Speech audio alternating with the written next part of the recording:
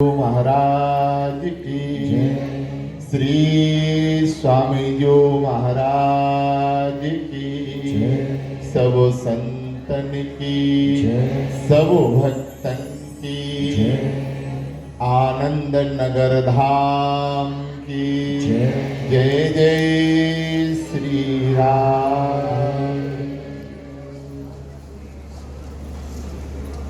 हमारी संतों की ओर से विनम्र व्यासपीठ को साष्टांग प्रणाम करते हुए हम महाराज श्री से निवेदन करेंगे। हाथी के पांव में सबके ही पांव विराजमान है महाराज जी, उसमें ही सारे पांव आ जाते हैं।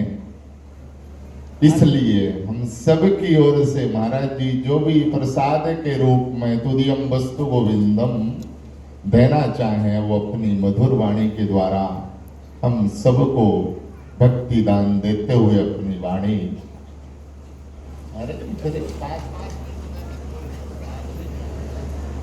जय जय श्री राम।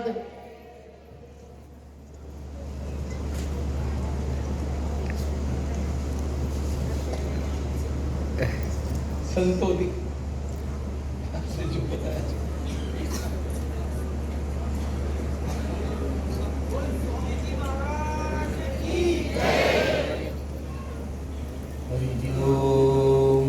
तत्सत् श्रीमते रामचंद्राय नमः। नमस्तस्मै भगवते वासुदेवाय साक्षिणे य इदं कृपया तस्मै व्याचचक्षे मुक्षवे। योगीन्द्राय नमस्तस्मै शुकाय ब्रह्मरूपिणे। संसार सर्वदष्टं यो विष्णुरात्ममूर्छत्। गोविंद जय जय गोपाल जय जय गोविंद जय जय गोपाल जय जय। राधा रमण हरि गोविंद जय जय। राधा रमण हरि गोविंद जय जय। गोविंद जय जय गोपाल जय जय। गोविंद जय जय गोपाल जय जय। राधा रमण हरि गोविंद जय जय। राधा रमण हरि गोविंद जय जय।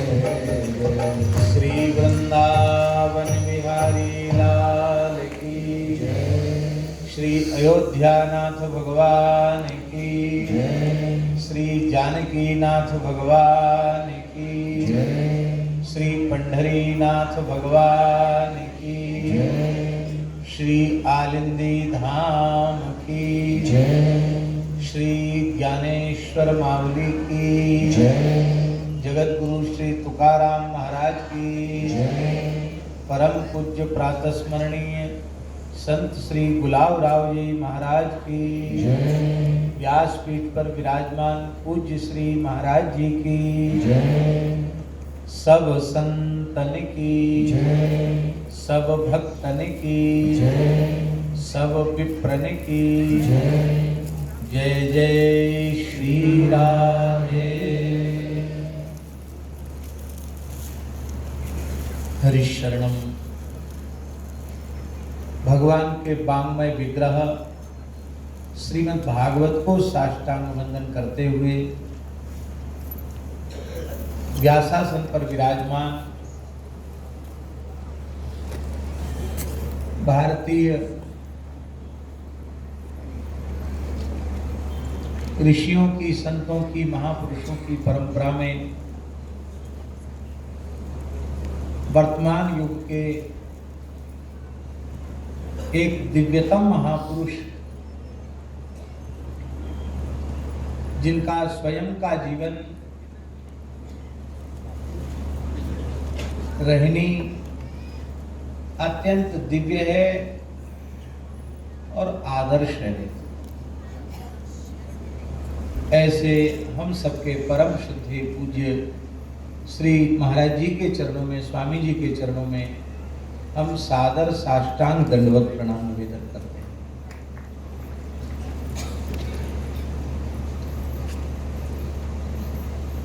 निश्चित ही भारत माता पूज्य स्वामी जी की कोटि के महत पुरुष की प्राप्ति करके अपने आप को भी धन्य अनुभव कर रही है। ऐसे संतों के द्वारा ही भारत माता अपने आप को कृतकृत्य मानती है, धन्य मानती है। ऐसे पूज्य स्वामी जी के चरणों में हम बारंबार प्रणाम करते हैं। कथा के मध्य बोलने की परंपरा तो नहीं है। उत्तम पक्ष तो यह है कि बैठ के सुनना चाहिए और जब कथा संपन्न हो जाए उसके बाद व्यास भगवान की आज्ञा से कुछ कहना चाहिए। लेकिन आज्ञा हुई है इसलिए आज्ञा का पालन हो रहा है। आज वहाँ भी नंदोत्सव था तो नंदोत्सव में 2 तो वहीं बज गए। फिर संत लगभग 4:20 पर वहाँ से निकल पड़े और तब से लगातार चलते हुए आ रहे। बीच में मेरी गांव में 10 मिनट के लिए वहाँ रुकना हुआ और संत बाबा श्री किशन गिरी जी का एक मंदिर है, केवल वहाँ दर्शन मात्र किया और दर्शन करके फिर यहाँ उपस्थित हुए। आनंद नगर में हमारे राधा कृष्ण जी ने नामकरण कर दिया आनंद नगर। आनंद नगर में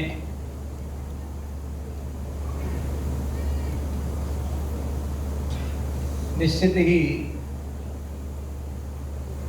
हम सबको भी यहाँ आकर बहुत आनंद हो रहा है। इसलिए सरकारी कागजों में जब हो तब हो आनंद नगर, पर कम से कम जितने श्रोता हैं वो तो अपने व्यवहार में अहमद नगर की जगह आनंद नगर व्यवहार करना आरंभ करें। वह आनंद और कोई दूसरा नहीं है।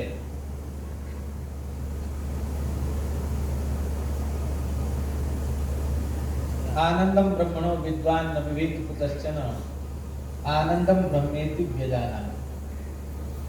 तो आनंद ब्रह्म ही है और वह ब्रह्म ही पांडुरंग पंढरीनाथ है और वही पंढरीनाथ कलिमल ग्रसित जीवों पर अनुग्रह करके श्री ज्ञानेश्वर जी के रूप में प्रकट हुए। अभी व्यास जी ने बहुत अच्छी बात कही। इनके उदाहरण बड़े सटीक होते हैं कि गृहस्थ पुरुषों के घर में जामाता के आगमन से आनंद होता है, क्योंकि हमने अपनी कन्या का विवाह उस परिवार में किया है जिसको अपनी कन्या का दान किया है। उनके आने पर हर्ष होना स्वाभाविक है, किंतु ये संत तो हमारा हाथ श्री पंढरीनाथ जी के हाथ में देते हैं, इसलिए इनके आगमन पर आह्लाद होना, प्रसन्नता होना स्वाभाविक है। और महाराज जी के मुखारविंद से ही हमने सुना इस युग के संत परंपरा के, महाराष्ट्र की संत परंपरा के एक श्रेष्ठतम महापुरुष। ऐसा लगता है कि स्वयं श्री पंढरीनाथ ने अत्यंत सुसज्जित करके उनको धरती पर भेजा हो। संत श्री गुलाब राव, उनकी भक्ति अलौकिक, उनका ज्ञान अलौकिक, उनका शास्त्र बोध अलौकिक, शास्त्र में श्रद्धा अलौकिक, उनका विवेक, उनका विचार सब कुछ अलौकिक और उनका भाव भी अलौकिक। आलिंदी को उन्होंने अपना मायका माना, पीहर माना, और श्री वृंदावन को उन्होंने अपनी ससुराल माना, बिहारी जी को अपना पति माना और अपने आप को ज्ञानेश कन्या के रूप में स्वीकार किया।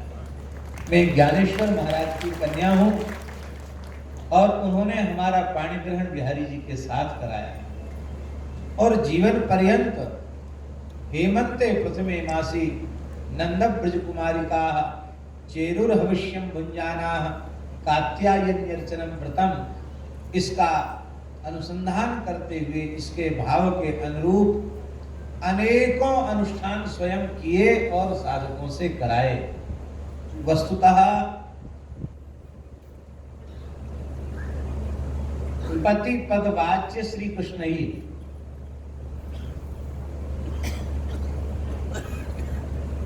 इसलिए पति पदवाच्य हैं। ब्रजांगनाएं कह रही है प्रेष्ठो भवांस तनुभृताम किल बंधुरात्मा, तनुभृताम भवान प्रेष्ठा। जितने देहधारी हैं उनके आप प्रियतम हैं क्योंकि सबके आत्मा है। इसलिए पति शब्द का अर्थ भी परमात्मा भी घटित होता है। और पति का एक अर्थ वह भी है महाराज जी, पति माने भोक्ता। एक भाव यह भी है भगवान सबके पति हैं, वह इसलिए कहा गया क्योंकि वह भोक्ता है। और जीव और प्रकृति ये दोनों उनके भोग्य हैं। तो भोग्य की सार्थकता इसी में है कि भोक्ता उसे अंगीकार करे और भोक्ता अंगीकार करता कैसे है। बढ़िया से बढ़िया खेत हो, अत्यंत सुमिष्ट जल हो और सुंदर वेद लक्षणा भारतीय देसी गायों के गोमय गोमूत्र का वैज्ञानिक पद्धति से प्रयोग करके सुंदर धान उगाई जाए, बहुत अच्छी प्रजाति की धान हो, चावल, तो क्या वह चावल इतने अच्छे तरीके से उत्पादित किया गया है तो क्या सीधे सीधे भोक्ता के योग्य बन पाएगा वो? यद्यपि वह चावल भोग्य ही है, किंतु जब तक उसको कूट करके उसका छिलका अलग नहीं किया जाएगा और अनेक संस्कारों से संस्कृत हो करके और भोग्य पदार्थ के रूप में उसे प्रस्तुत नहीं किया जाएगा, तब तक वह भोक्ता के योग्य नहीं बनेगा। ठीक इसी प्रकार से हम सब जीव खेत में उत्पन्न अन्न के समान, धान्य के समान हैं और ये संत सद्गुरु अपने सत्संग के मूसल का, वचन के मूसल का प्रयोग करके छिलका उतार देते हैं। ये छिलका क्या है? अन्यथा न माने भक्ति के स्वरूप को आवृत करने वाला जो कर्म है वह इसका एक छिलका है। और भक्ति के स्वरूप का अपलाप करने वाला, तिरस्कृत करने वाला अथवा आवृत करने वाला जो मात्रवाचिक ज्ञान है वह भी इसका एक छिलका है। और ये दोनों छिलके संत सद्गुरु की कृपा से ही हटते हैं।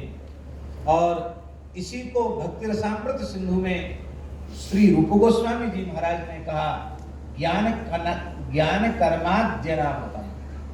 भक्ति के स्वरूप के संबंध में कहा, भक्ति के संस्कार से संस्कारित होकर ही जीव भोक्ता जो परमात्मा श्री हरि पंडरी नाथ हैं उनके योग्य बनता है, उनके लिए भोग्य बनता है। तो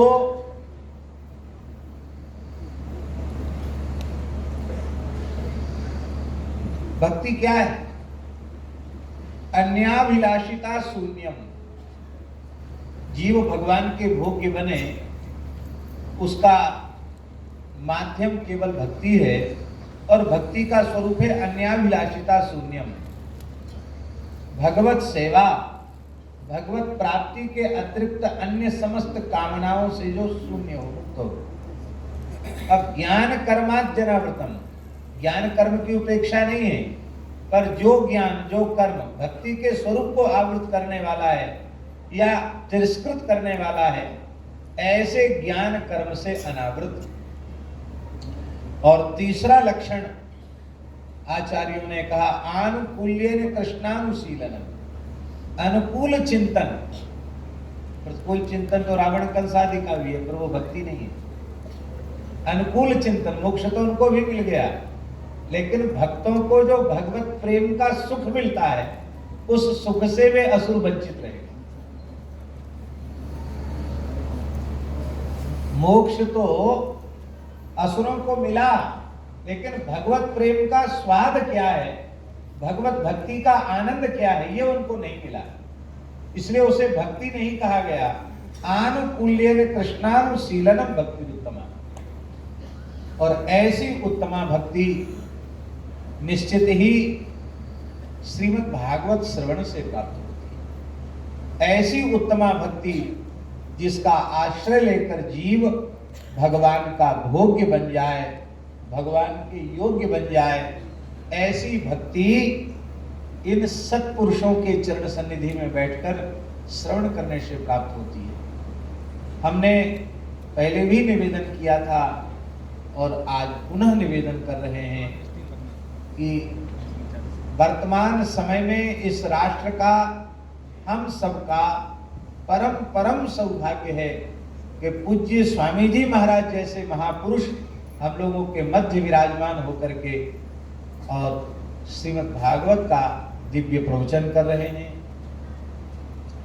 इस प्रकार का गंभीर शास्त्र बोध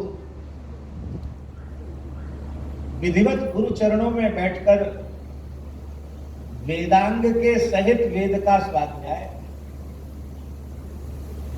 और भगवान व्यास वाल्मीकि के संपूर्ण साहित्य का अनुशीलन, अनुसंधान और उनके परिमार्जित वक्ता हम समझते हैं महाराज जी, इस समय वर्तमान समय में इस कोटि के धर्मशास्त्र के इतिहास और पुराण के वक्ता एकमात्र और एकमात्र पूज्य श्रद्धेय स्वामी जी महाराज।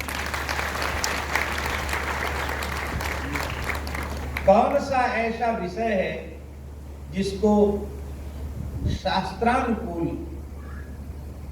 और वर्तमान की परिस्थितियों के अनुकूल, राष्ट्र धर्म के अनुकूल प्रस्तुत न करें? ये निश्चित हम सबका सौभाग्य है, आप सबका विशेष सौभाग्य है।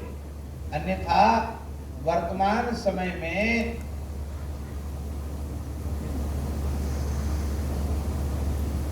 ठीक से इतिहास पुराण का प्रवचन करने वाला मिल जाए तो समझना भगवान की कृपा। श्रीमद् भागवत जी में लिखा है यर्ह्यालये स्वपि सताम न हरे कथा स्युः पाखंडिनो द्विज जना वृषला नृदेवा स्वाहा स्वधा बसडति स्म गिरो न यत्र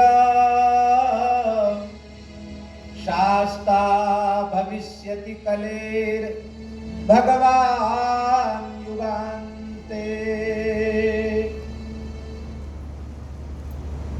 यर्हि सताम आलयेषु अपि यदा हरे कथा न स्युः।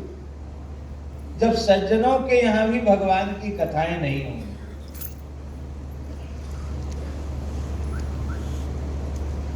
द्विजाति पाखंड धर्म का आश्रय लेने वाले हो जाएंगे,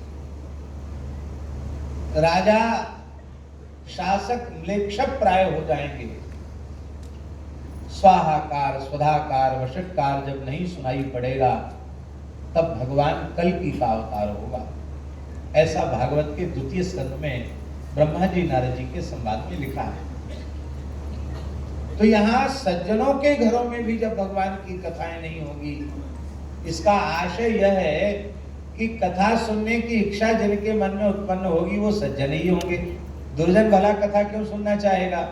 सज्जन ही सुनना चाहेगा। लेकिन इतना भयंकर समय आ जाएगा कि किसी सज्जन के मन में कथा सुनने की इच्छा होने पर भी उसे वक्ता उपलब्ध नहीं हो पाएगा। कथा के नाम पर नौटंकी करने वाले लोग मिलेंगे, कथा कहने वाले लोग नहीं मिलेंगे।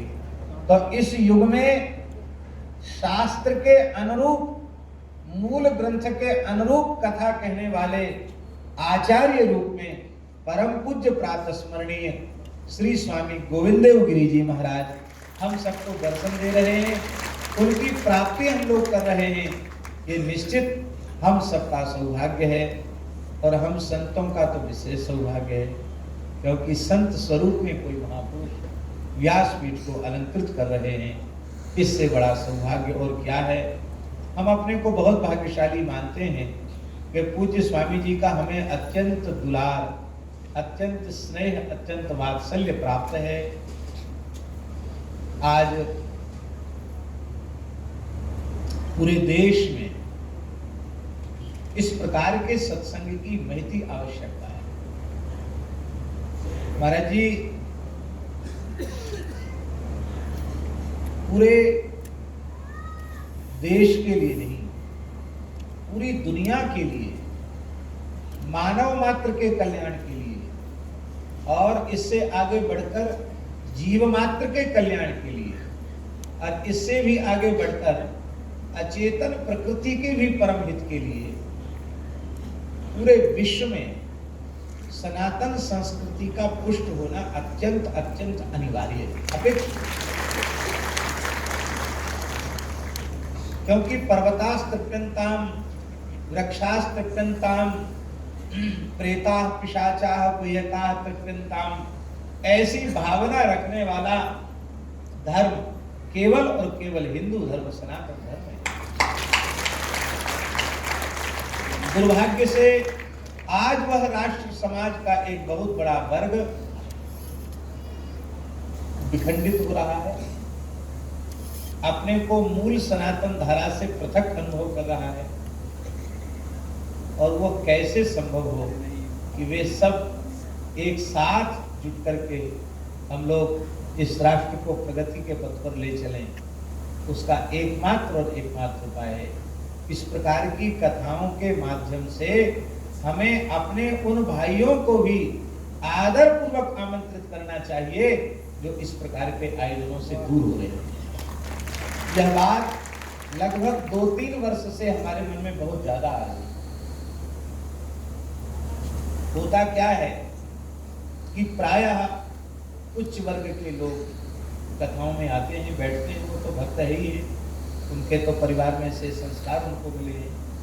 पर जिन्हें संस्कार सत्संग मिल ही नहीं रहे हैं और उनकी बुद्धि को विषाक्त बनाने वाले लोगों की कमी नहीं है, उनको बड़गलाने वाले लोगों की कमी नहीं है, और ऐसी स्थिति में उन्हें सत्संग भी नहीं मिल रहा है, तो यह राष्ट्र के लिए भी बहुत अहितकर है।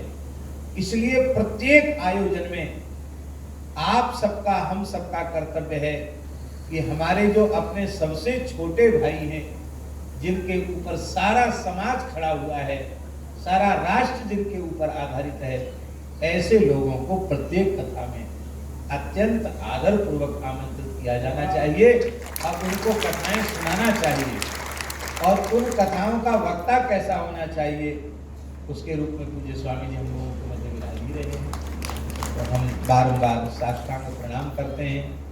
और महाराज जी ने भी एक वाक्य कहा है, तो मितम शारम च वाग्मिता, महाराज जी भी एक वाक्य में कुछ कह देंगे। और महाराज जी तो संघ और विष्णु परिषद के मंच के प्रखर वक्ता हैं। ये तो 1-2 वाक्य में ही सब कुछ कह जाएंगे। ये हम इसलिए कह रहे हैं कि इतने लोग कम से कम लाभ से वंचित न हो। इतने लोग सब बैठे हैं, इन संतों का एक एक वाक्य भी सुनने को मिल जाएगा तो हम लोगों का सौभाग्य होगा। हम पूज्य श्री राम कुंज वाले महाराज जी के चरणों में प्रार्थना